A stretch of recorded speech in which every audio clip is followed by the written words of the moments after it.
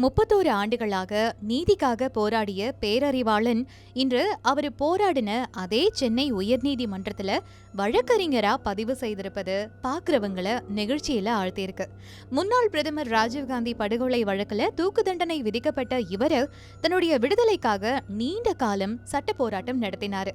இந்த போராட்டத்துல அவருடைய தாய் அற்புதம்மாளுடைய பங்கு மிக முக்கியமானது. வயதான காலத்திலையும் மகனுக்காக பல ஆண்டுகள் நீதிமன்ற படிய ஏறி இறங்கினவங்க. சிறைவாசம் அனுபவிச்ச காலத்திலேயே பேரறிவாளன் பல்வேறு பட்ட படிப்புகளை முடிச்சு தகவல் தொழில்நுட்பம் மற்றும் சட்டம் சார்ந்த துறைகள்ல திறன் பெற்றாரு. விடுதலைக்கு பிறகு தன்னுடைய சட்ட படிப்பை முழுமையா நிறைவு செய்து இப்போ தமிழகம் புதுவை பார் கவுன்சில்ல பதிவு செய்யப்பட்ட வழக்கறிஞரா இருக்காரு. 2008 7 தமிழரை விடுதலை செய்ய தமிழக அரசு தீர்மானம் எடுத்த போது அது நீண்ட கால நிலுவையிலேயே இருந்தது. அதை தொடர்ந்து உச்சநீதிமன்றத்தில் நடந்த விசாரணையில மாநில அரசுக்கு தான் விடுதலை வழங்க அதிகாரம் உண்டு அப்படின்னு தெளிவுபடுத்தப்பட்டது. கடைசியில 2022 மே 18 பேரறிவாளன் விடுதலை செய்யப்பட்டாரு.